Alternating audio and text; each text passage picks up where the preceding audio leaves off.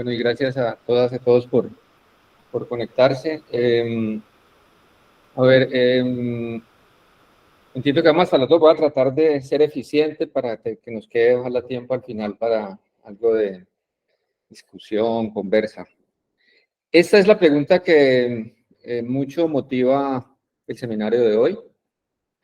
Una pregunta que me he hecho en los últimos años trabajando, como ya lo decía Olga, alrededor de temas relacionados con ambiente, sociedad y salud. Y que pues en el contexto colombiano significa pues además trabajar en territorios en conflicto. No solo conflicto ambiental, sino conflicto armado. Para empezar de manera más general, me pareció pertinente ubicarnos históricamente alrededor del papel de las ciencias de la salud en los conflictos socioambientales, que es lo que históricamente nos ha tocado vivir desde las ciencias de la salud. Y lo primero, me pareció interesante, es reconocer cómo históricamente las enfermedades han sido barreras para la colonización, al punto que hasta el siglo XIX las guerras producían más muertes por enfermedad que por heridas. Solo en la Primera Guerra Mundial se reconoció que las muertes por heridas sobrepasaron a las de las enfermedades. Es decir, y desde antes, y pues por supuesto ya en el siglo XX, con el surgimiento de la tecnociencia en salud se puso al servicio de la guerra. Uno de los ejemplos que particularmente lo estudié, como tú lo decías al principio cuando me metí, yo trabajaba en malaria, fue reconocer cómo la cloroquina fue usado como profilaxis para malaria en la Segunda Guerra Mundial. Los ejércitos, primero Alemania y luego el norteamericano, empezaron a utilizar la cloroquina, se convirtió en un arma fundamental dentro del poder, para poder invadir África. Ya yéndonos de ese contexto general, global, y para rápidamente meternos en Colombia, hay que, en primer lugar, me parece interesante reconocer cómo la Comisión de la Verdad en Colombia fue la primera en incorporar un comisionado de la salud. Saúl Franco fue el primer comisionado en salud, o sea, esa temática no aparecía en las comisiones de la verdad previas que pretendían reconocer lo que había pasado, la verdad, ¿no? Para evitar la repetición, ¿cierto? Y la reparación también, que hubiera la reparación.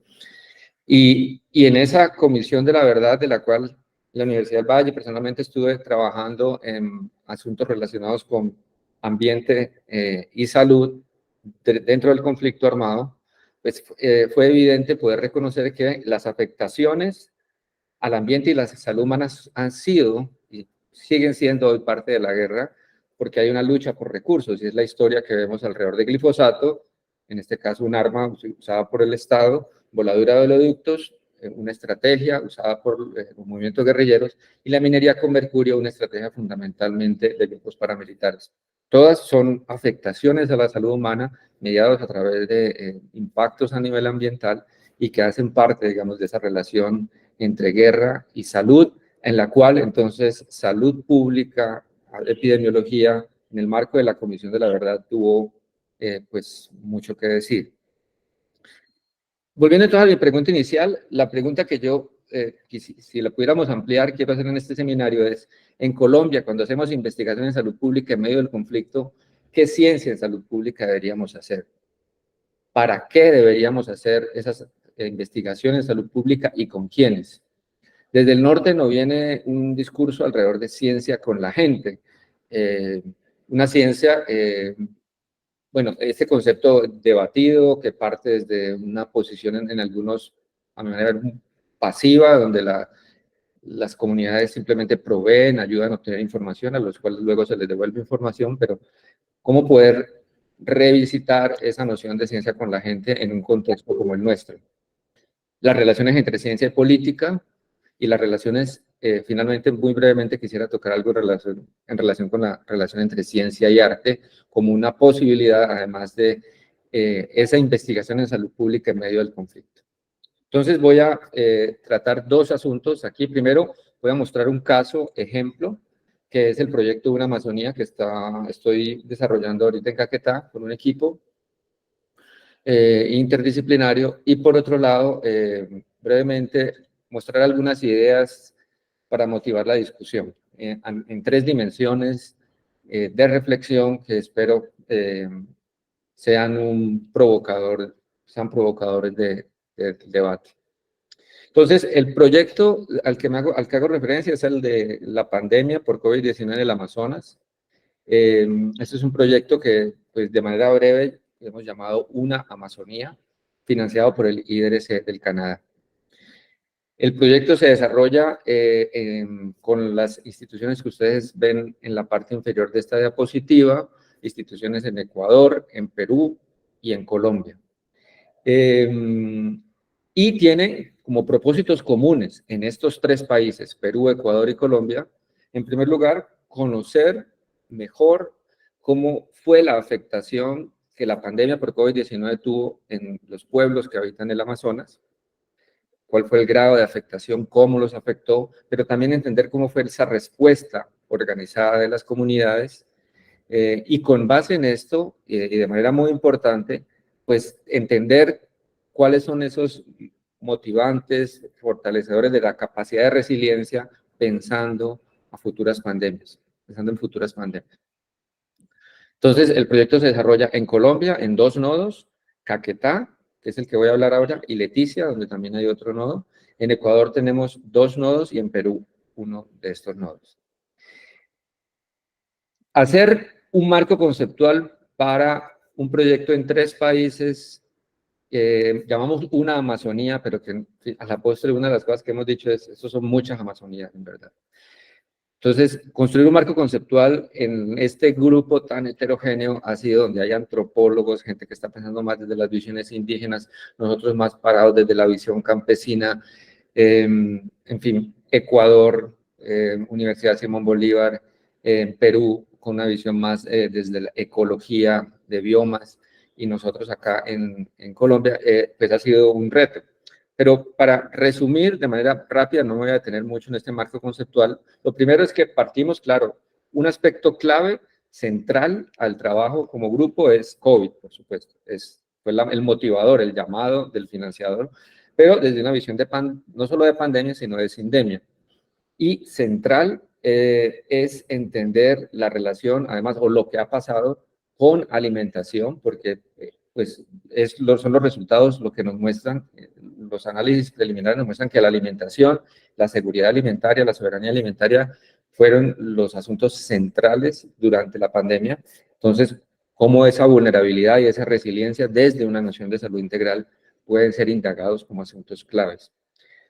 Para ello, entonces, no nos interesan solamente características del individuo, sino características de la familia, de la comunidad, pero además, como trabajamos desde aproximaciones ecosistémicas, una salud y ecosalud, también nos interesan los ecosistemas y los territorios desde su noción amplia de lo que es un territorio. Y, por supuesto, entonces, nos interesan esas características a la luz de prácticas, de los procesos de organización y de respuesta que las comunidades desarrollan para hacer frente a una pandemia y en general, digamos, una situación como fue el COVID-19. Reconociendo finalmente en el marco más externo que pues el Amazonas no está aislado, sino que está sujeto a unos drivers, a unos impulsores externos que hay que reconocer y que tenemos que considerar. Finalmente,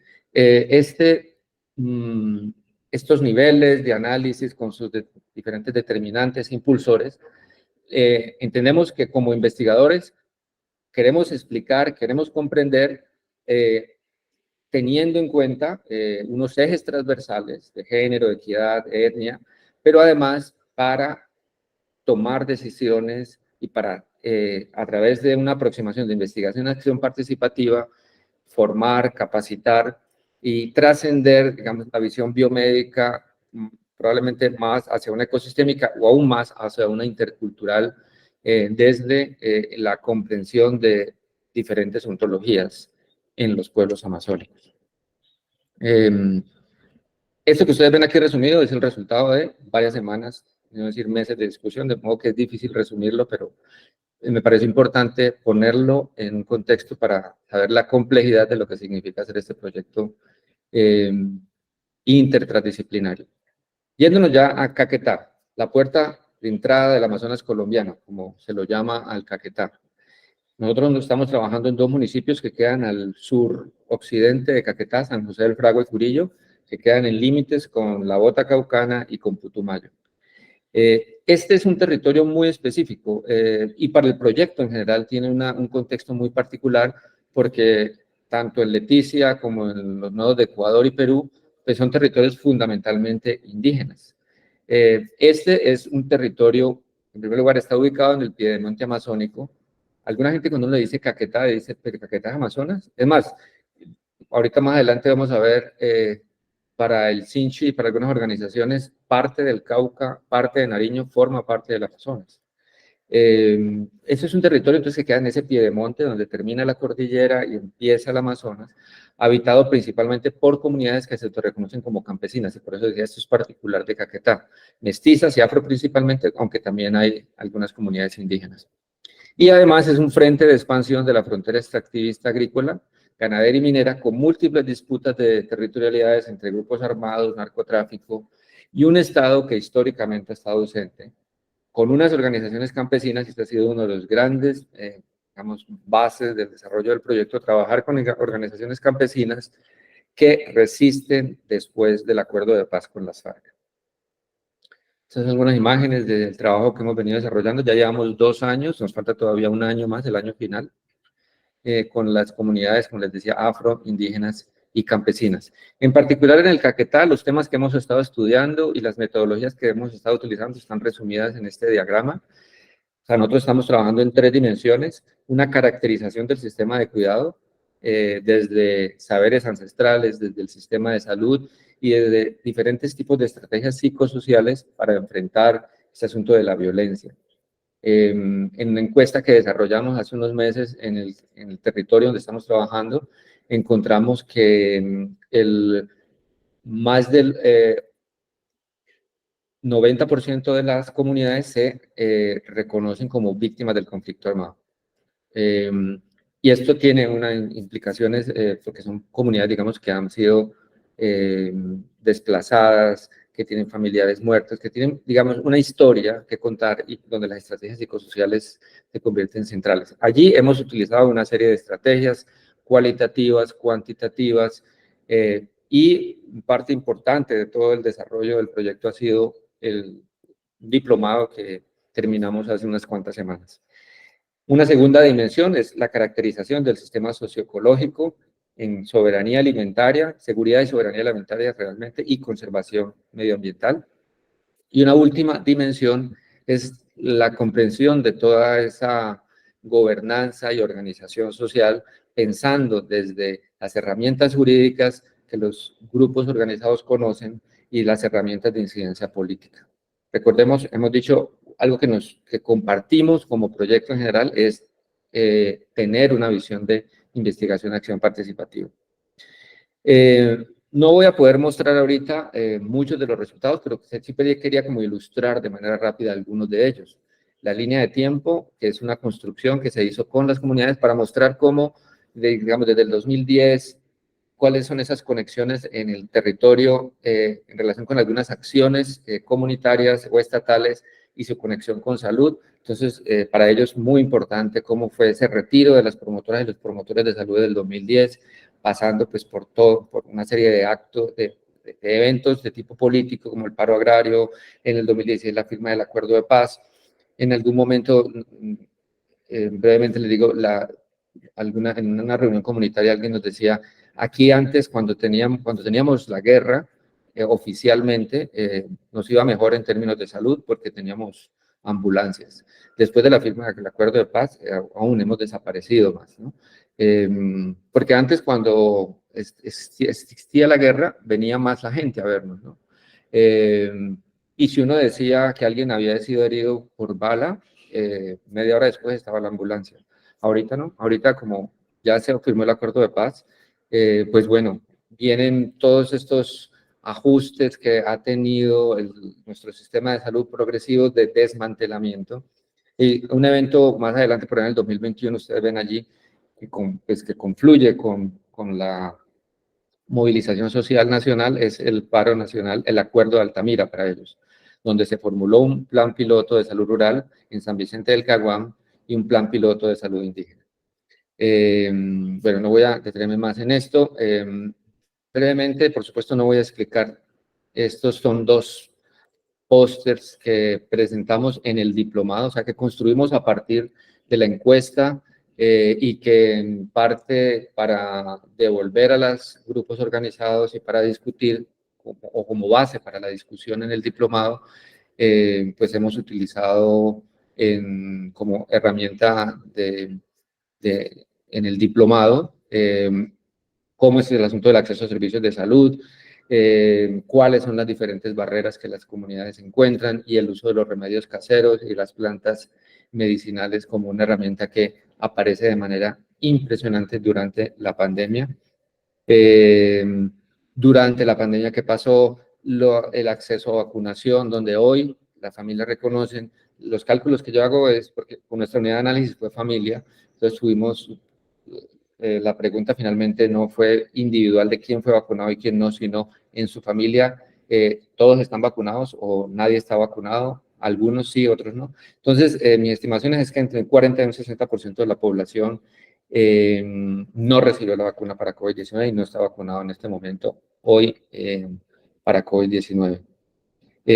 Tenemos también una caracterización de la seguridad y la soberanía alimentaria, donde el 75% de las familias en promedio tienen algún grado de inseguridad y unos análisis que hemos venido desarrollando últimamente muestran cómo los grupos afro e indígenas están en peores condiciones de inseguridad alimentaria que los grupos que se autorreconocen como mestizos o campesinos en general. Bueno, y hay todo un análisis alrededor de esas barreras de asistencia técnica, de tenencia de semillas, compartir semillas para comprender y poder construir esta resiliencia y esa soberanía alimentaria. Y además, pues de manera bien paradójica, ese es un territorio tan rico de agua, pero con limitaciones enormes para tener agua potable y de buena calidad. Este es un departamento que es, de entre el 2002 y el 2022, el departamento que más hectáreas de bosque ha perdido, 300.000 hectáreas, más que Meta, Guaviare. Y vean los que les mencionaba, esto a propósito, por ahí vi que está conectado Juan Pablo, geógrafo.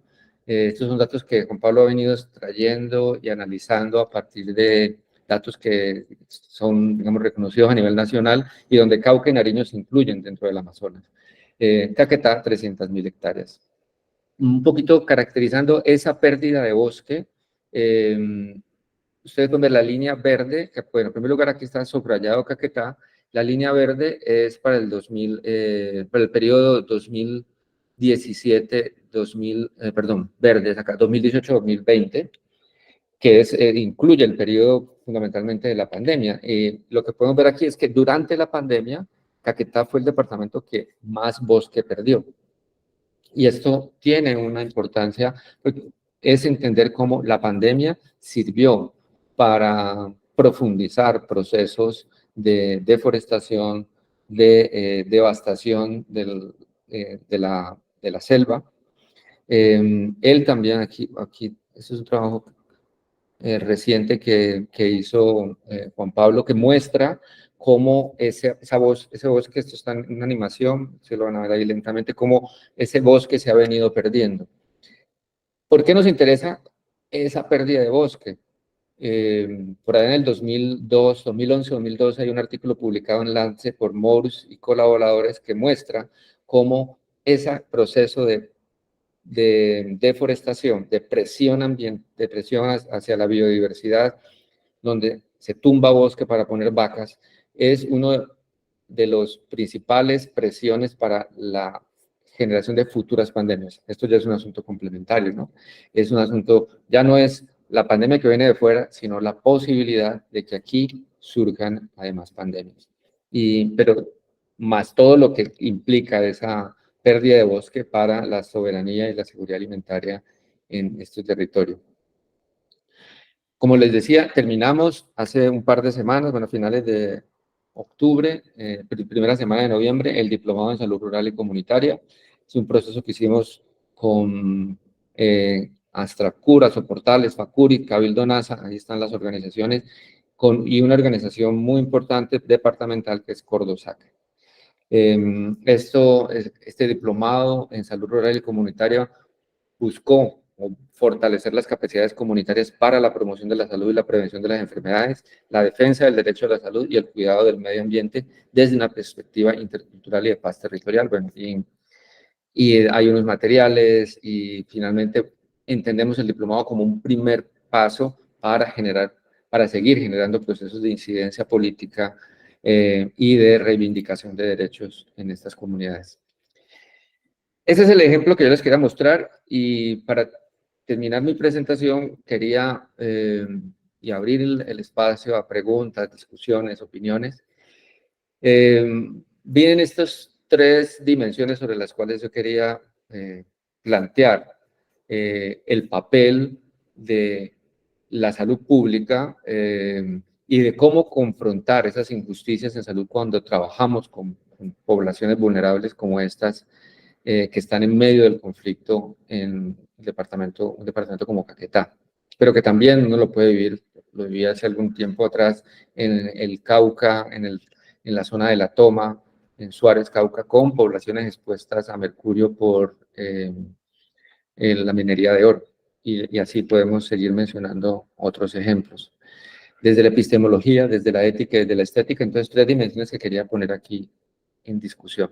Desde la epistemología, hace ya casi 13 años, sí, publiqué en Colombia Médica un artículo donde yo planteaba unos impulsos para modificar lo que hacíamos en epidemiología. En ese momento yo hablaba de la necesidad de que la epidemiología, para poder dar cuenta de un contexto como el colombiano, debía de enfocarse en las exposiciones más que en enfermedades, debía de impulsar la práctica inter y transdisciplinar, debía analizar las raíces sistémicas complejas de los problemas, trabajar con comunidades, hacer diálogo de saberes, conectarse con procesos económicos y políticos y visibilizar problemas de injusticia. Yo creo que en parte esas perspectivas hoy las sigo pensando, son necesarias. Sin embargo, hoy quisiera plantear adicionalmente a esto una posición crítica alrededor del papel de la ciencia en el modelo actual. Es por muchos reconocidos como la racionalización de la sociedad la sociedad actual depende de la institucionalización del progreso científico y técnico. Esa institucionalización del proceso científico y técnico entonces se convierte en un requisito, y esa racionalización coloca por fuera del conocimiento otros saberes. Y en ese sentido, pareciera que la respuesta para la crisis desde la ciencia fuera exclusivamente tecnológica. Por eso pongo aquí en discusión, en debate, ese optimismo tecnológico, esa creencia en la ciencia de la que también habla Arturo Escobar, es un componente fundamental del pensamiento moderno, además de la creencia en el individuo, la creencia en la realidad y la creencia en la economía, la creencia en la ciencia, en la verdad, y aceptando aquí como que la ciencia es el principal y más importante saber.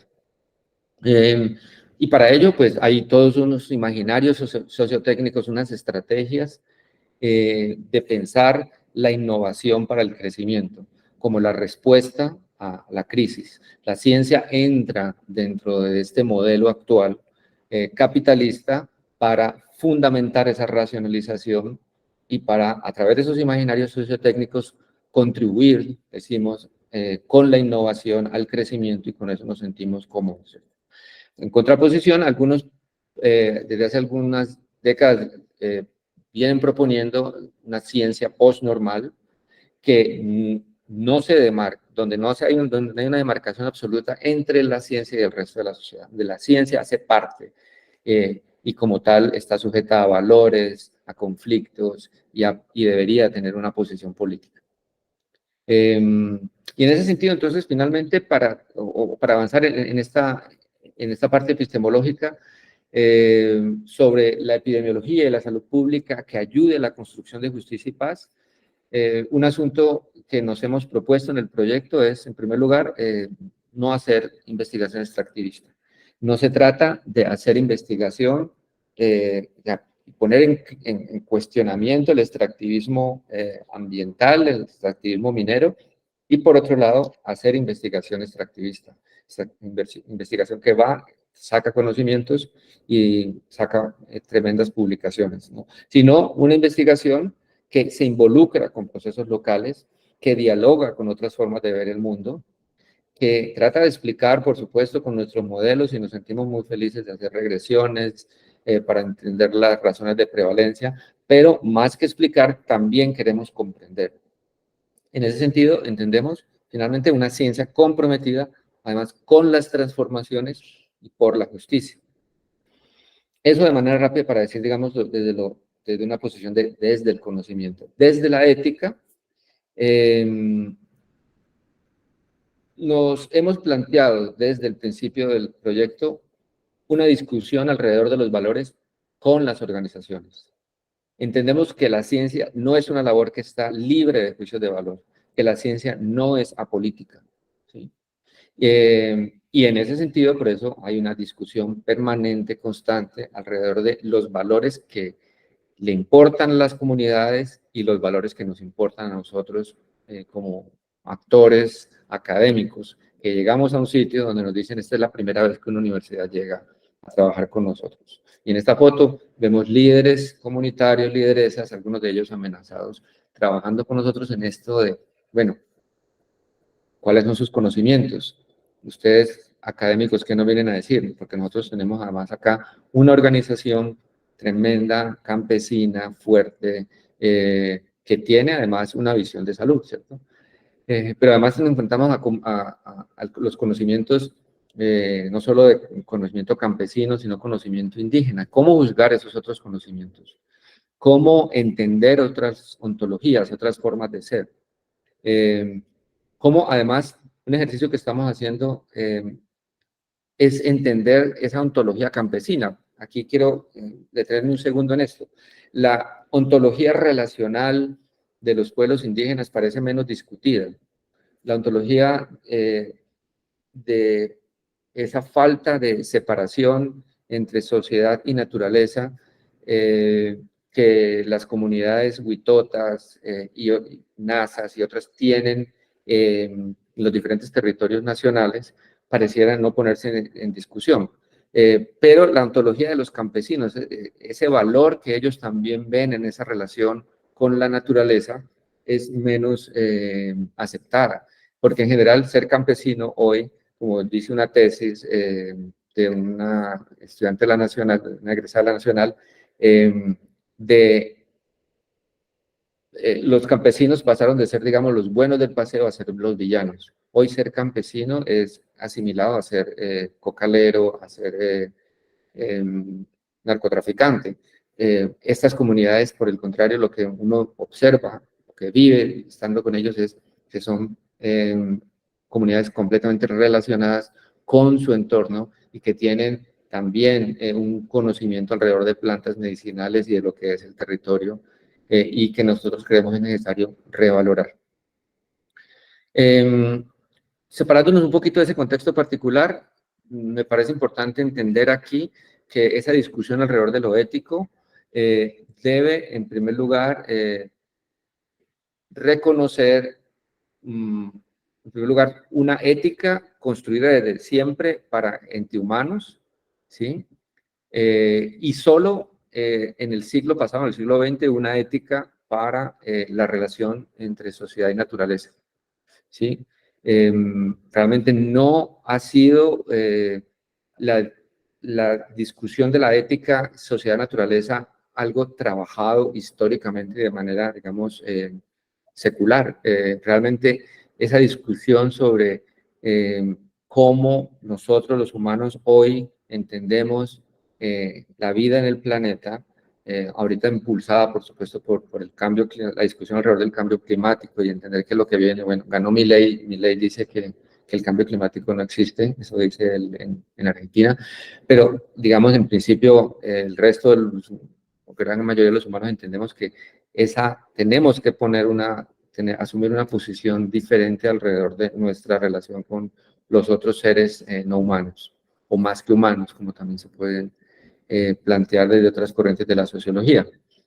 Y planteamos desde esa visión ética, además, una revaloración, una disputa al concepto de desarrollo. Probablemente más adecuado sería hablar de florecimiento más que de desarrollo. Necesitamos florecer más que desarrollarnos. Y por supuesto, en estas comunidades hablar de crecimiento es complejo, pero tiene su espacio el de crecimiento cuando estas comunidades se están planteando en una zona de reserva campesina, por ejemplo, recientemente constituida, la discusión para frenar los procesos de exploración petrolera, ¿cierto? En resumen, entonces, se trata de una ética que, asumiendo una posición crítica y biocentrista, se aleja del antropocentrismo y piensa en esta tierra con los demás seres vivos. Finalmente, después de lo ético, lo estético, desde la estética, un asunto que me parece interesante para poner en discusión aquí el trabajo que debiéramos hacer desde la salud pública en estos territorios, en esos contextos especiales de conflicto, es el indagar, el buscar esas intersecciones entre ciencia y arte. Pareciera que fueran dos culturas, pareciera que la ciencia, con su objetividad impersonal y su explicación nomotética, buscando leyes universales, se opone, pues muy diferente al arte, con experiencias personales y conocimientos ideográficos singulares. No obstante, la literatura está llena de muchas apreciaciones, análisis, hasta evaluaciones neuropsicológicas para entender esa relación de dependencia o la tesis de codependencia entre ciencia y arte a nivel de pensamiento, de Bullock, por ejemplo, en 2017, o mucho más atrás, en el 93, Elgin, donde habla de cómo el desarrollo de las capacidades para hacer arte tiene que ver con el desarrollo de las capacidades para hacer ciencia. Son las mismas funciones cognitivas y tanto ciencia como arte ayudan a la comprensión, ayudan a avanzar en la comprensión. Y la historia está llena de ejemplos de conexiones entre innovación artística e innovación científica. Ramón y Cajal y Vesalius, Ramón y Cajal con sus estudios, sus hermosas pinturas de las neuronas, Purkinje, en fin, y Vesalius con su descripción de la anatomía, desde el arte moviéndose hacia la ciencia, o desde la ciencia, Fibonacci para la belleza, o Piero de la Francesca con la perspectiva, moviéndose desde la ciencia hacia el arte. Trascendiendo esto, un referente que quiero poner aquí en discusión es es John Dewey con el arte como experiencia, porque Dewey, digamos, rompe esa aparente división entre el observador y el artista, ¿no? Sino que coloca y coloca en un continuo la experiencia ordinaria y la experiencia estética. O sea, lo artístico, producir, y lo estético del observador en la contemplación no son dos asuntos desligados. Y en ese sentido, sacar el arte del museo, ¿cierto? Entender el arte como y su importancia para una sociedad democrática y entender los vínculos que hay entre estética y pedagogía para la formación de individuos democráticos son asuntos que Dewey pone en contexto en su libro que se llama El arte como experiencia. Yo he tratado de meterme en este asunto y por allá en una editorial de Colombia Médica publiqué una foto, pedí que complementaran el texto con una foto para mostrar las inequidades, de alguna forma tratar de reflejar en una fotografía lo difícil que era, en este caso en Salento, salir de una pandemia para comunidades que vivían en un enclave como este de turismo internacional.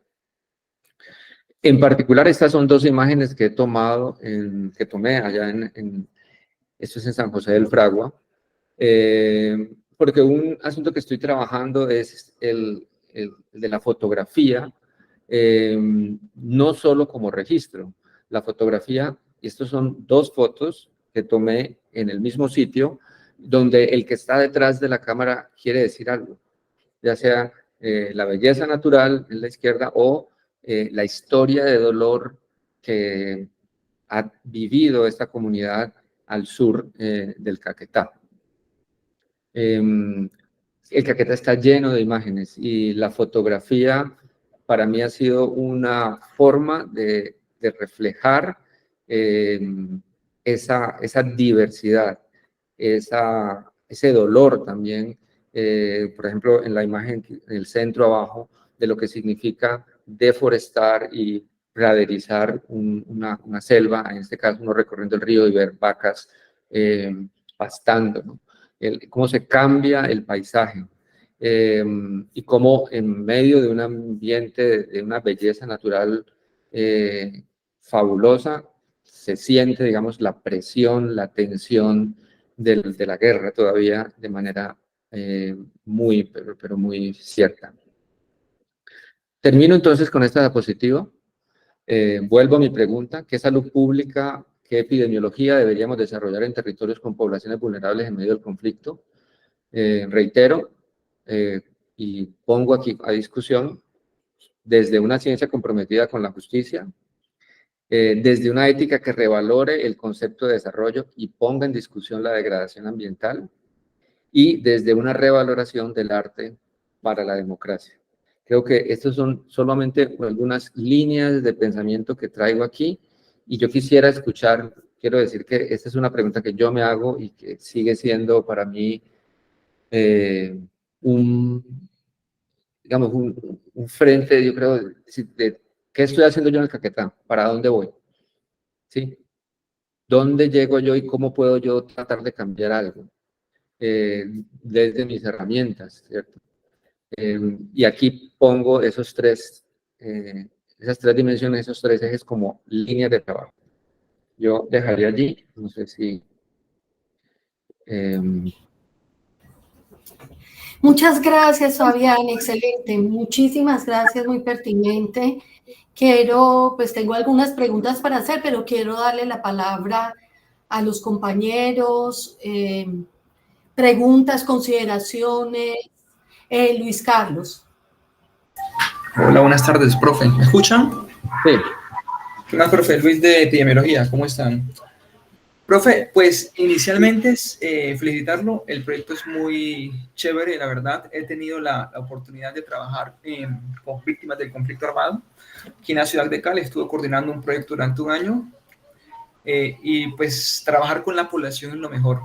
Sin embargo, me surge una duda, teniendo en cuenta, digamos, la trazabilidad que ha tenido el departamento de Caquetá, que ha sido considerado, pues, como tal un departamento que ha sido afectado mucho por el conflicto armado, y en el marco de la Ley 1448 del 2011, en donde establece, pues, el concepto de víctima, que son los hechos ocurridos a partir del 1 de enero de 1985, esta población, no sé si dentro de la caracterización que ustedes han realizado, ellos como tal ya se encuentran identificados dentro del registro único de víctimas. Actualmente hay algún sesgo en la población, falta de personas por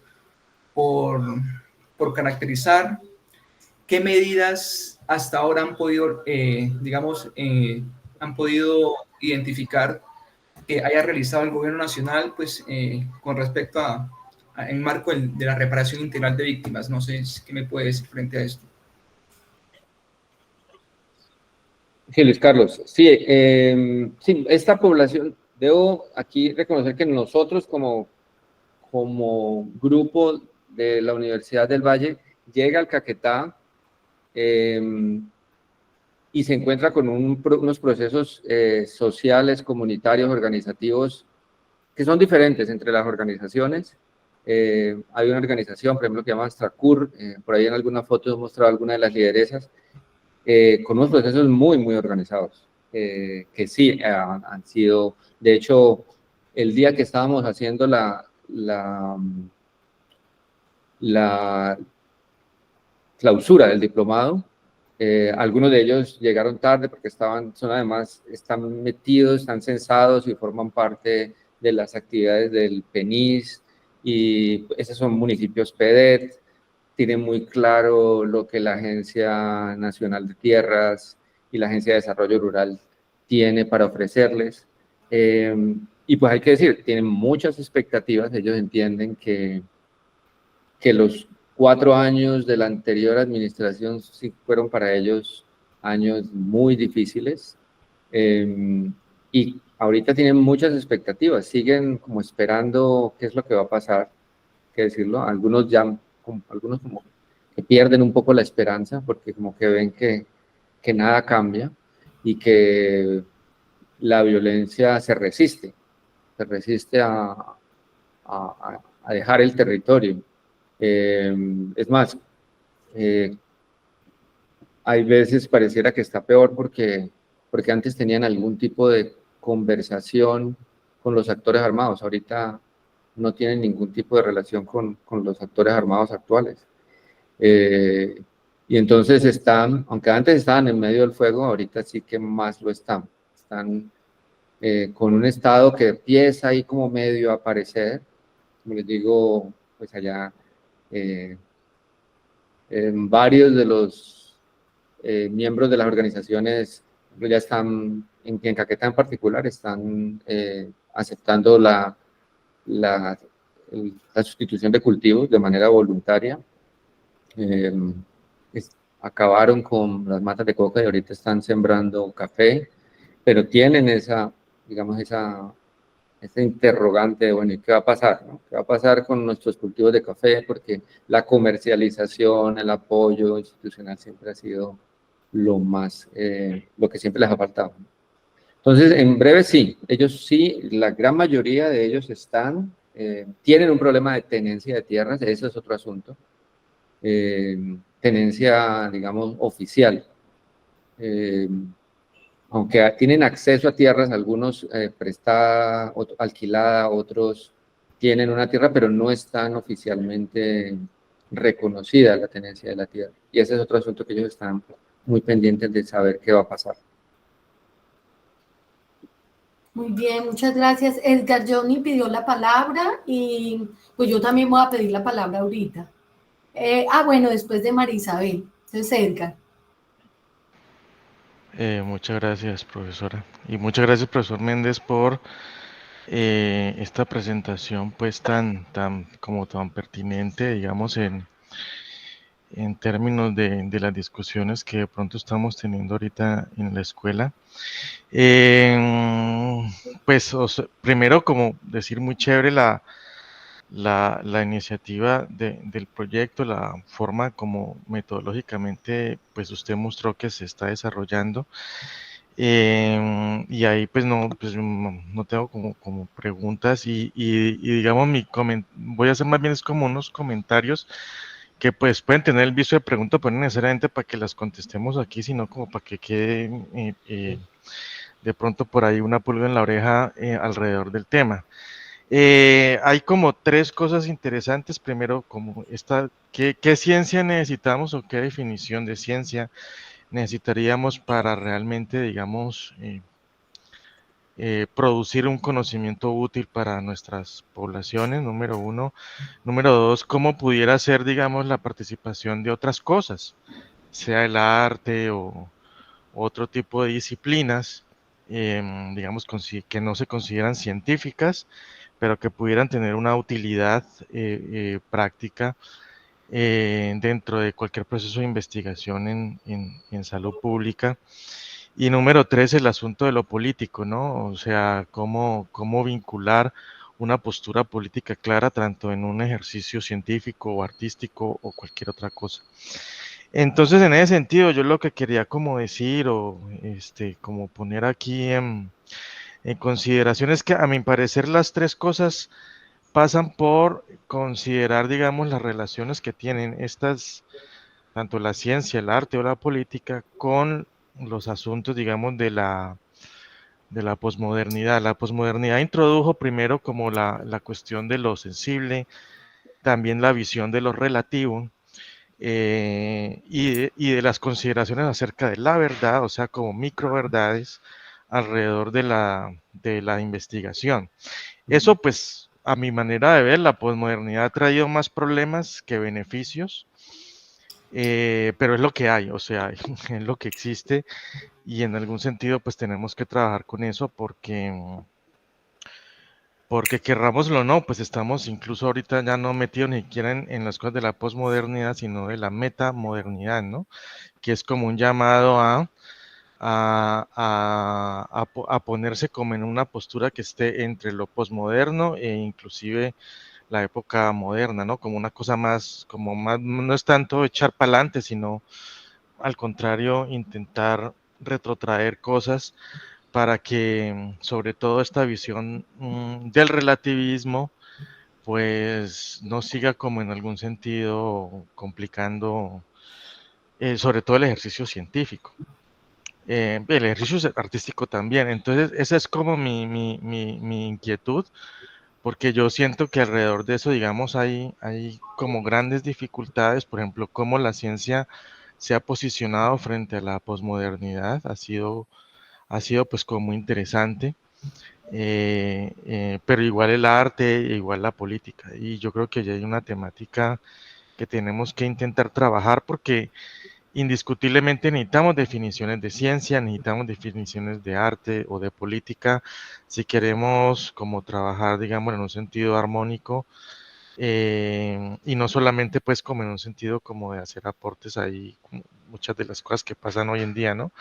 Que es que esa es mi parecer y no sé qué, y entonces así vale porque es mi sentir, que es como una de las cosas que a veces suceden mucho y que algunas posturas de la investigación pues en algún sentido terminan validando y que por supuesto pues eso da mucha tela para cortar, pero yo sí lo pongo en discusión porque me parece que allí hay una cuestión coyuntural si queremos como trabajar articuladamente, digamos, arte, política y ciencia. Y ya, básicamente era eso.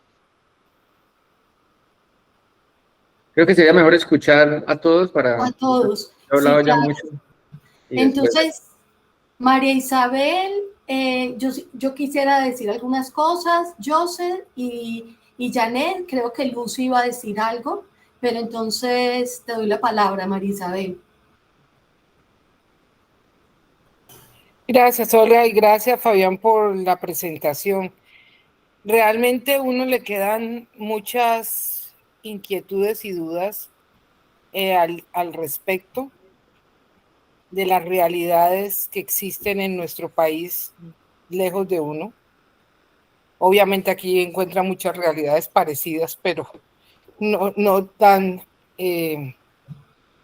deficientes de Estado como lo que has presentado. A mí, yo he sido una de las que, inclusive dirigiendo un instituto de prevención de violencia, nunca me he metido con el conflicto armado precisamente por eso, porque es un tema muy complicado y una de mis teorías es que el mismo Estado no quiere acabar con el conflicto armado y pues los que sufren esto son las poblaciones vulnerables, infortunadamente, como lo has mostrado.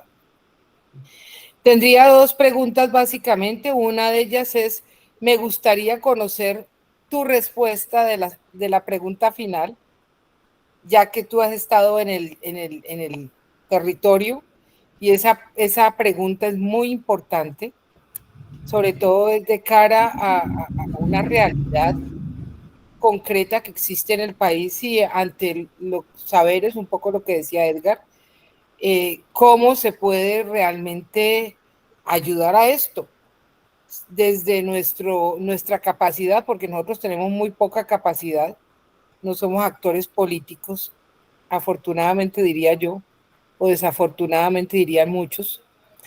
Y la segunda, que es actualidad y de Cali, ¿qué opinas del mercurio y el plomo en el río Cali? Muchas gracias. Gracias, María Isabel. Yo rápidamente, lo primero es en cómo va a influenciar estas reflexiones tan importantes tuyas en la reforma pues a las maestrías de la escuela. Es una inquietud y como dice Edgar, no es tanto para responderla, pero sí de pronto tu opinión. y en particular en epidemiología, que en varios semestres, al menos en los primeros semestres, yo que obviamente se entrenan los estudiantes en lo que se llama epidemiología moderna, ¿cierto? Digamos, en los desarrollos metodológicos, teóricos y metodológicos, insisto que hay ahí también teoría de los estudios convencionales en epidemiología, la noción de sesgo, de confusión, la importancia de la inferencia causal. Vos no has hablado, digamos, o sea, uno dice, ¿será que la epidemiología lo único que puede ofrecer son explicaciones causales? Yo llevo varios años diciendo que no, ¿sí? Pero entonces esos ojalá que influya en la formación de los alumnistas en general de la escuela, pero específicamente en epidemiología. Lo otro es que si es, me imagino que es un Tobis y Rabbits, que son los que escriben, uno de los que escriben de la propuesta de ciencia postnormal. A mí me parece es una propuesta muy interesante. A mí no me queda claro, la verdad, en la propuesta de ellos, que ellos, entre comillas, debiliten el conocimiento científico, ¿sí?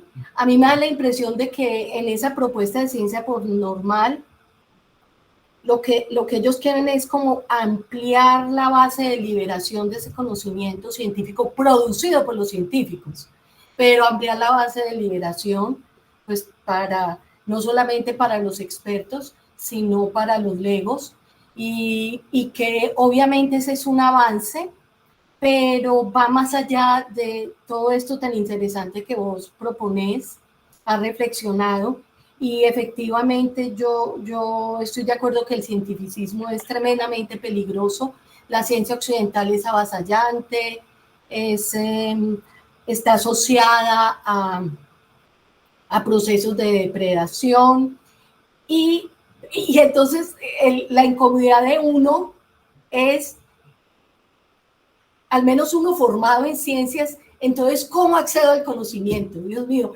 la única forma que tengo yo en la cabeza para acceder al conocimiento es la ciencia, pero soy consciente, pues porque también me entrenaron así, soy consciente de que hay otras formas de acceder al conocimiento y que obviamente en realidad la mayoría de las preguntas humanas no se solucionan con la ciencia, ¿sí? Entonces, también estoy de acuerdo con eso, pero no sabemos, no, pues yo sinceramente, al menos yo no sé cómo solucionar eso en mi cabeza, ¿sí? ¿A dónde pongo la ciencia? ¿Cómo pongo a conversar la ciencia con el conocimiento no científico? Yo manejo un autor que se llama Jan Fee, que me ha dado algunas pistas acerca de si pensamos en términos de la comprensión de fenómenos, yo tengo la comprensión de una situación problemática y cualquier tipo de información, independientemente de si sea científica o no, si es provista, pues digamos, por actores privilegiados que están en una situación privilegiada para conocer, no privilegiados jerárquicamente, sino el campesino que está ahí viviendo la situación problemática, o bueno, o está el científico, cualquier información que se produzca es conocimiento, y es conocimiento que genera comprensión, y no habría, digamos, una jerarquía entre la comprensión científica y la comprensión no científica, ¿sí? Y esa es una posible salida, pero es algo que, y me parece que las reflexiones tuyas en términos epistemológicos, ontológicos, éticos, artísticos, pues apuntan a tratar de mirar como ese desconcierto, pues al menos que me produce a mí dónde pongo la ciencia, cuando veo que la ciencia tiene tantas limitaciones, que el alcance de la ciencia no es tan grande como la gente lo piensa. Esa sería una reflexión que tengo, y le doy la palabra a Jose y luego a Janet.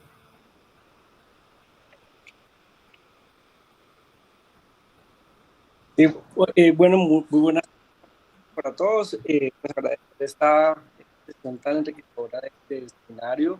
El proyecto que nos ha compartido el doctor Méndez, pues habla de que es un proyecto grande y de múltiples capas. La pregunta que tengo que hacer va precisamente en la misma gestión del proyecto, puesto que esto está provocando la misma dinámica. Ve, Joseph, tenés dificultades con el audio. Ya, ahora no sé si... hablate a ver. Ya, ahora sí. Ahora apágate la cámara. Mejor. Sí, no, y le puse más volumen, estaba bajito. No, pero además entrecortado. Bueno, vamos a ver. Bueno, entonces, la pregunta, dado que esto es lo que nos comparte, es una parte del proyecto que tiene múltiples dimensiones y que ha implicado pues un trabajo en el que todos los componentes que están interactuando están con una perspectiva crítica respecto a sus disciplinas y su quehacer. Precisamente la pregunta que tengo es sobre cuál es el abordaje que han considerado sobre la sistematización de ese mismo proceso de reflexión y de construcción propia y de interacción entre las disciplinas y con la comunidad, porque esto es un reto enorme que va más allá de la solución misma del problema y va en la dimensión de el cómo, desde el quehacer de la investigación, las y los investigadores se transforman con el proyecto mismo. Entonces, y si ese proceso de sistematización también es diferente de lo tradicional, porque volvemos al punto de que esto es un asunto de iteración que está constantemente volviendo a preguntarse sobre sí mismo. Eso es la pregunta. Y la otra cosa que es más como una reflexión respecto a la dimensión estética tiene que ver con precisamente una de las cosas que son muy positivas de la pandemia es que como digamos que toda la cantidad de montaña rusa de sentimientos que la humanidad enfrentó en esos meses llevó a que mucha gente y muchas comunidades se organizaban, por ejemplo, para poder tener mayor control y reflexión sobre su perspectiva como sujetos, como observadores de esa realidad y también como autores de narrativas visuales y de escritura y demás. Y lo digo porque un asunto es pues la perspectiva de la fotografía hecha por usted que ha tenido la inquietud por la fotografía, ha tenido acceso a cierto conocimiento de la misma multidisciplinar de los fotógrafos y de los artistas, pero otra muy distinta puede tener, en este caso, la comunidad que por las limitaciones de la pandemia tuvo que utilizar la cámara del celular para comenzar a narrar historias o para hacer lecturas, y fue esa la excusa para poder hacer esta como reflexión propia y estética sobre la realidad en la que viven. Nosotros tuvimos una experiencia muy parecida también por la pandemia con mujeres cuidadoras en Buenaventura y fue dramática la transformación de la mitad del grupo que estaba en las condiciones más difíciles con su reflexión estética al respecto. Entonces quería preguntar esas dos cosas. Muchas gracias. Muy bien, muchas gracias Janet y Lucy. Sí, un comentario muy general. Gracias, Fabián, por compartir. Me parece fantástico esto de tener arte y ciencia, porque es un área que hay que desarrollar. Yo tenía dos preguntas. Una pregunta es ¿cómo funciona esta tensión entre buscar transformaciones sociales en el marco de proyectos que tienen limitaciones temporales y económicas? Siempre esa tensión es muy difícil, pues, porque ustedes saben que el proyecto termina y uno como investigador o investigadora queda ahí como en medio y bueno, ¿y para dónde voy? Entonces, esa tensión, ¿cómo se maneja ustedes como equipo y en lo personal, cómo funciona esa tensión? Y la otra, yo quisiera un poco más una reflexión y es pensar si vale la pena seguir utilizando el concepto de población vulnerable. Yo tengo una crítica a esa noción y no sé si ustedes han hecho reflexión sobre su uso, eso de que es población vulnerable. Gracias. Perdón, Janet, para entender cuál es la crítica. No, de que la crítica es porque no es que la población sea vulnerable, es que la hacen vulnerable. Ya. Entonces ahí detrás sí hay una cosa allí que no sé cómo, que valía la pena discutirlo más ampliamente, pero tener cuidado con eso. Y no sé si ustedes lo han discutido en el grupo, si el grupo de Fabián lo ha discutido o no. Muy bien, gracias. Le doy la palabra a Lucy y luego a Alexander. Hola, buenas tardes. Primero que todo, pues agradecer por este espacio y agradecer la presentación tan generosa que hace el profesor Fabián Méndez. Celebro también que se abran estas discusiones. Yo creo que esto no solamente contribuye pues como a la reflexión curricular de los programas de maestría, sino también pues como del doctorado, y me deja pues como también una inquietud con relación acerca de esa, no solamente los nuevos abordajes o estos abordajes también interdisciplinares, sino las formas en que podemos comunicar los resultados de investigación, las actividades de investigación, que no sean solamente en ese lenguaje cientificista, ¿cierto? Entonces, cuando el profe presenta estas fotografías, cuando presenta el análisis de quién está detrás, ¿sí? Creo que también nos permite otras posibilidades más fértiles y más creativas, más innovadoras, que también permiten observar otros elementos en la comprensión de problemas de salud, enfermedad, cuidado, que me parece que es un campo que todavía hemos sido muy tímidos en abordar. Y por otro lado, también me genera preguntas con relación acerca de las características, las condiciones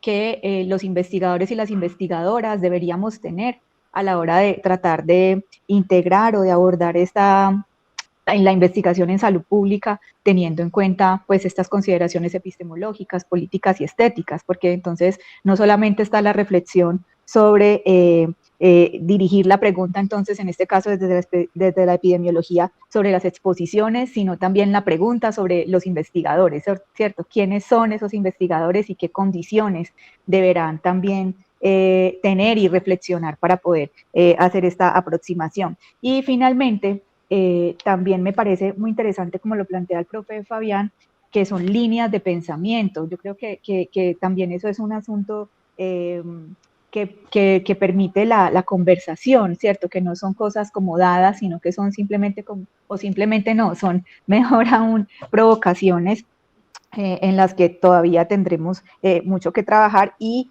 me deja la última pregunta, es acerca de las formas en que nosotros estamos listos o no para centrarnos en preguntas acerca de la vida, ¿cierto? Porque siento que, o pienso que también nos hemos, y es parte como de lo que yo he criticado también hace un rato, nos hemos enfocado mucho en la enfermedad y en la muerte y hemos desconocido formas alternativas de con la investigación abrazar la vida. Gracias. Muchas gracias, Lucy. Le doy la palabra a Alexander y entonces ahí sí cierro para que Fabián nos comparta sus reflexiones. Alexander. Sí, muy buenas tardes a todos. ¿Me escuchan? Sí, te escuchamos. Perfecto. Gracias, profe Olga, por el espacio. Profesor Fabián, felicitarlo. Y le agradezco muchísimo que haya presentado este tema. Cuando inicié el doctorado, recuerdo tanto que mencioné su artículo Transdisciplina e Investigación, y hoy salió a la luz acá nuevamente. Y inclusive dentro de sus diapositivas colocó la palabra extractivismo. Y si algo he tenido claro después del doctorado es que no hay que hacer investigación extractivista. Y yo siempre menciono a una autora que se llama Linda Y. Smith, con su libro Decolonizando Metodologías, en donde le preguntan a la comunidad de nativos donde investigan qué significa la palabra investigar o qué es para ellos investigar. Y para ellos investigar significa suciedad. Y entonces se preguntan, pero bueno, ¿y por qué suciedad?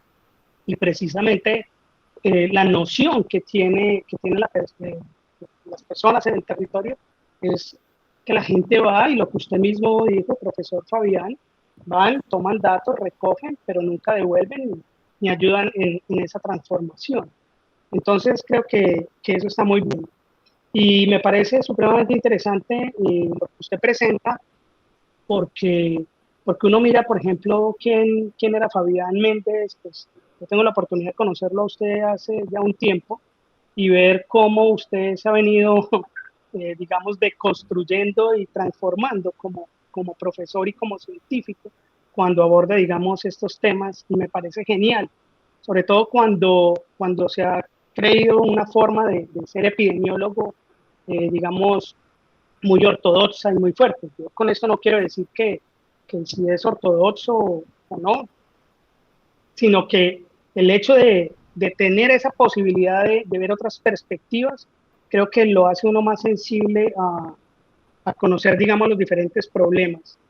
No estoy de acuerdo con alguien que mencionó al principio de que nosotros, los investigadores, o el investigador, no es un actor político. Yo creo que por el contrario, debemos ser actores políticos, y más si se trabaja en territorios, y más si se trabaja en comunidades, y más si se trabaja sobre injusticias, y más si se trabaja sobre algunos asuntos que son, pues, digamos, delicados. Debemos tener agencia nosotros.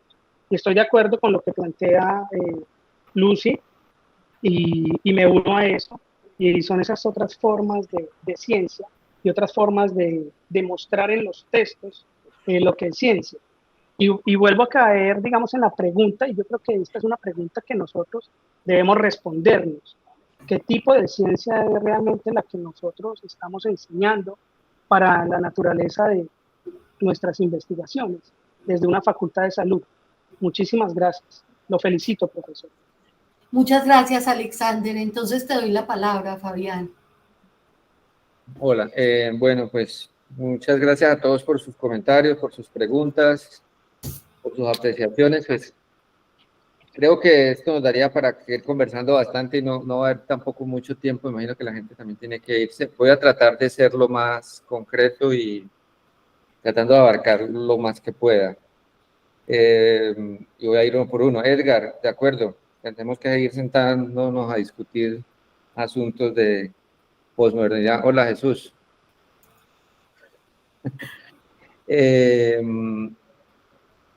Creo que ahí Arturo Escobar y otros tienen mucho que decir sobre el pensamiento moderno y cómo nosotros dentro de la ciencia hacemos parte de ese engranaje, ¿no?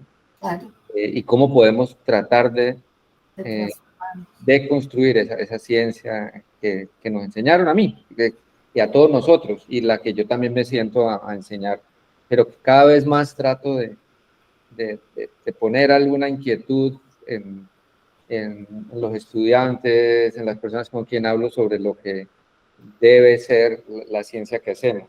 Marisabel me preguntaba por responder la pregunta, o sea, me imagino que te refieres a la última diapositiva, sí, sobre la epidemiología y la salud pública que queríamos desarrollar.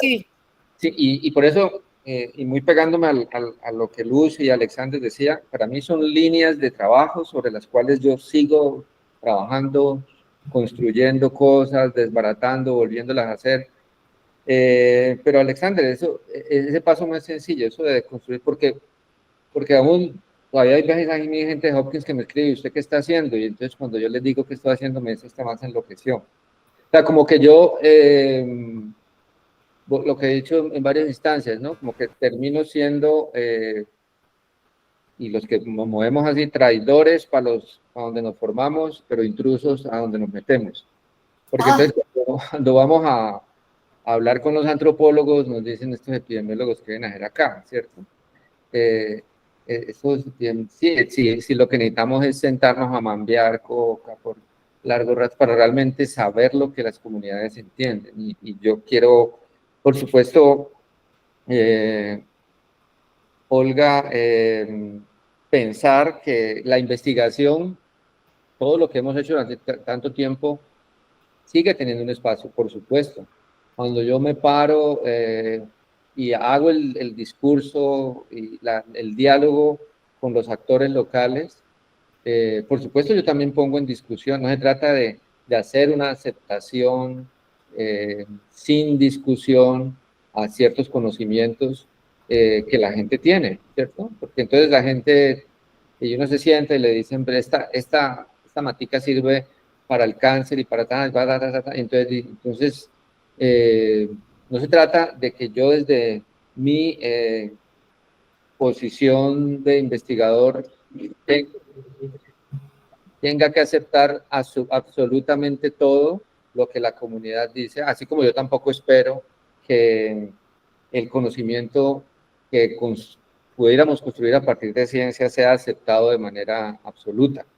Pero yo, por supuesto, y hay que decir, de todos los nodos en el proyecto, somos de pronto por ser yo soy el único epidemiólogo que está en todo el proyecto, el que, claro, utilizó el método, la encuesta, con tamaño de muestra, que hizo el muestreo y que trata de encontrar, por ejemplo, ahorita les decía, a través de un modelo de regresión de Poisson, con varianzas robustas, que las comunidades afro y indígenas son las que mayor riesgo tienen de tener inseguridad alimentaria. Yo creo en eso, pero claro, y ahorita la etapa que sigue es que queremos ir a profundidad, hacer grupos focales, hacer diálogo con la gente alrededor de algunos de esos hallazgos. Porque también encontramos, por ejemplo, algo que sugiere, familias muy pequeñas de 2 personas, es menos probable, es como una U, digo yo, menos probable que tengan inseguridad alimentaria de cualquier tipo. O sea, son más probables que las familias pequeñas, algunas de ellas tengan seguridad alimentaria, pero luego cuando me voy al otro extremo de inseguridad severa, encuentro que esas familias pequeñitas son las que más se encuentran allá también. O sea, algunas de las familias pequeñas tienen seguridad alimentaria y allí se encuentran mucho, pero luego en el otro extremo, si usted tiene una familia grande, es muy difícil que ustedes cuando tengan 8 en la casa caigan en inseguridad severa. Entonces, ese tipo de cosas, por ejemplo, que los datos numéricos me muestran, yo quiero ir allá y conversarlo y discutirlo con la gente para encontrarle algún sentido, comprender mejor y a partir de allí saber y construir con ellos estrategias. En este momento, si ahí me dicen, surge la próxima pandemia, COVID-24, COVID-23, el gran problema para estas comunidades no es el COVID, no va a ser el COVID-23 o el COVID-24, va a ser la inseguridad alimentaria, va a ser el que no tiene soberanía alimentaria y por eso es lo que más quisiera en este momentico como investigador, como persona que está ya metida con las comunidades, trabajar. Joseph, sistematizar la experiencia, de acuerdo.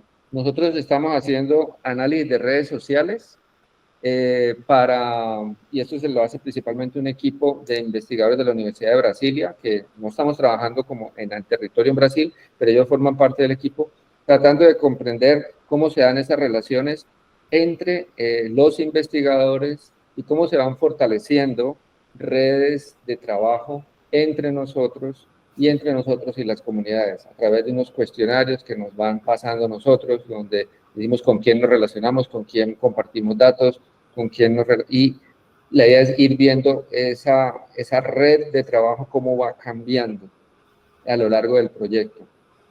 Con eso queremos sistematizar la experiencia de construir equipo, pero también se está sistematizando el diplomado. La semana pasada recibía un llamado de alguien que dijo, ese diplomado que ustedes hicieron allá en San José del Fragua y Curillo, ¿cómo pudiéramos hacerlo en otra parte del Caquetá? Y resulta que ya hemos empezado a pensar, diplomados también ya hemos hecho en otras partes, acá en el Valle, lo hicimos también en el norte del Cauca, y pensamos que esa, por ejemplo, puede ser una estrategia que tenemos y estamos haciendo este ejercicio de sistematización para ver cómo puede convertirse en una herramienta de trabajo, de intervención, de diálogo con las diferentes organizaciones, los diferentes territorios donde llegamos. Otra parte, yo creo, de sistematización de la experiencia es esta discusión que nosotros, de manera autorreflexiva, queremos hacer alrededor de ecosalud y una salud. A propósito, allí, Olguita, no sé si te han dicho, por ahí he propuesto a ver si pudiéramos hacer una tesis de maestría en epidemiología teórica alrededor qué es ecosalud, qué es una salud, cuáles son los diferentes enfoques y en general las diferentes aproximaciones ecosistémicas, porque, debo decirlo, este proyecto fue financiado parado desde recursos de One Health, Una Salud, pero nuestro equipo desde el principio tiene una posición crítica alrededor de lo que es One Health. Y queremos hacer esa discusión teórica que ayude a sistematizar también nuestra experiencia. La fotografía, sí, todavía no hemos acabado de hacer otras actividades de investigación. Yo quisiera usar más la fotovoz como herramienta de investigación, dándole la cámara a la gente pero ya en el diplomado lo utilizamos. Por ejemplo, lo utilizamos para que la gente le saca, otra colega del equipo le pidió sáquele la foto a las plantas que usted utiliza para curarse y diga para qué lo utiliza. Y la gente empezó a mandar y se creó ya un herbario.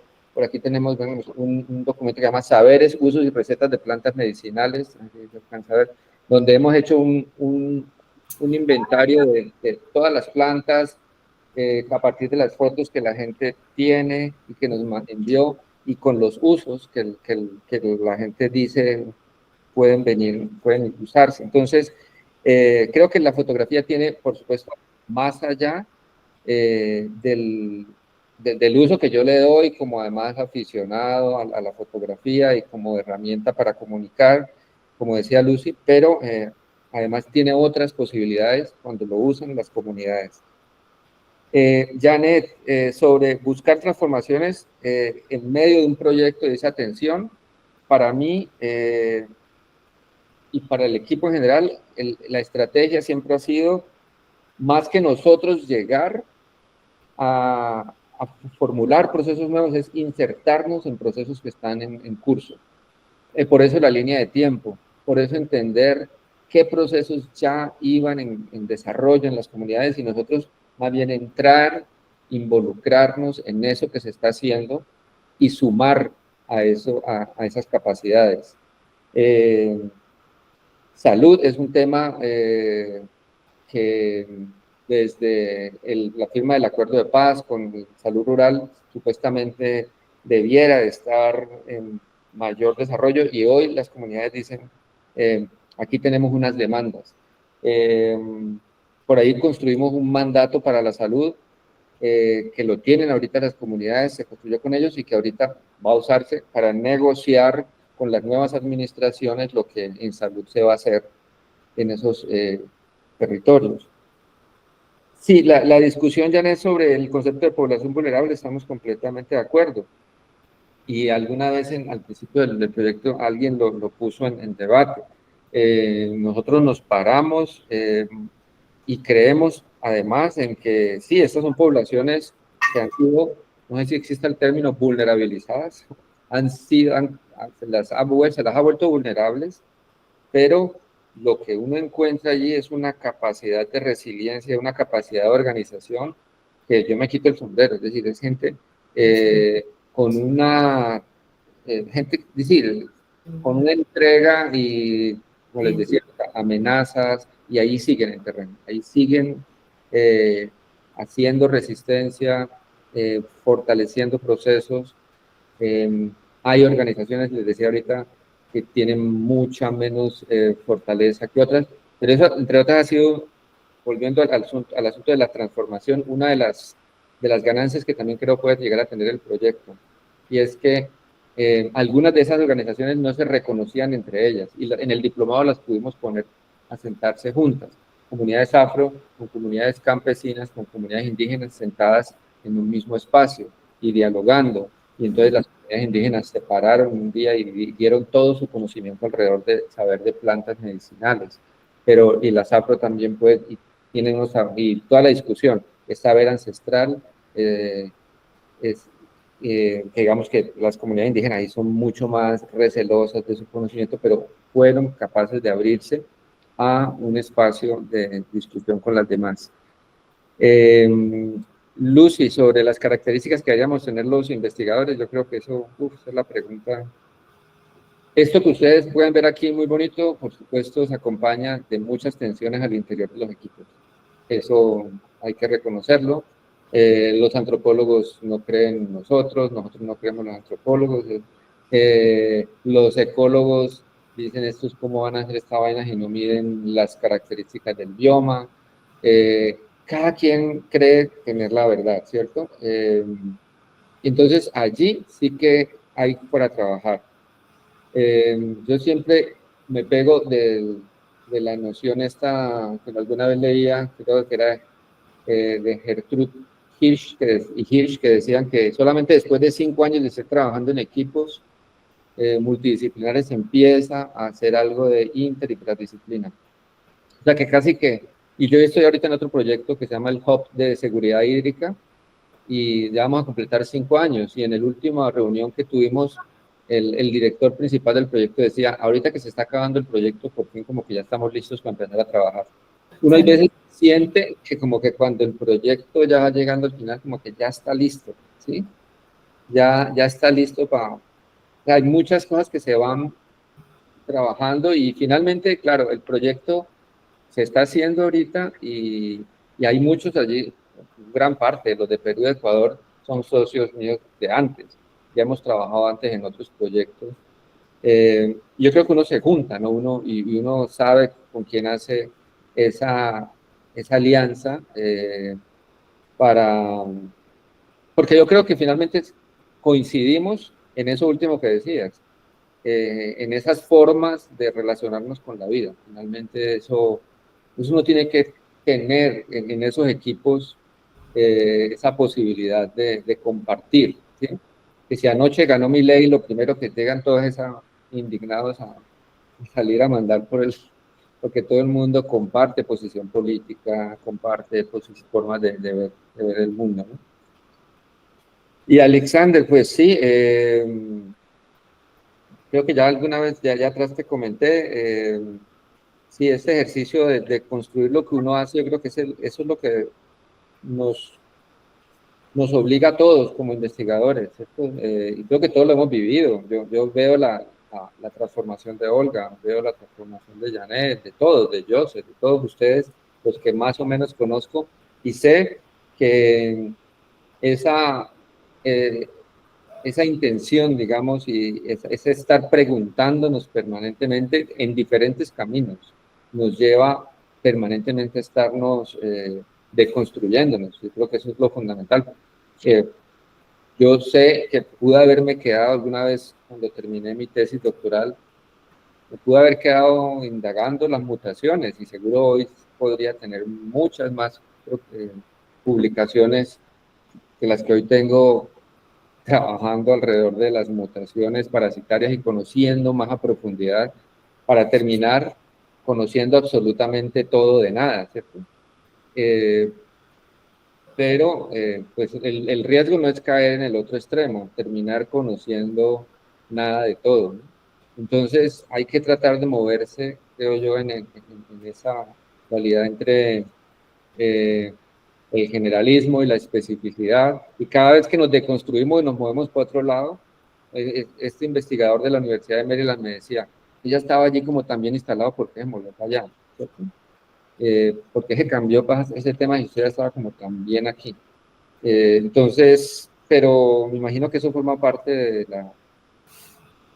la personalidad y de no sentirse, querer siempre cambiar, ¿no? Pero bueno, yo creo que ya se nos pasó el tiempo. Sí, no, muchísimas gracias, Fabián. Yo no me acuerdo quién lo llama nomadismo intelectual, mantenerse uno como un nómada intelectual. Muchísimas gracias, un aplauso.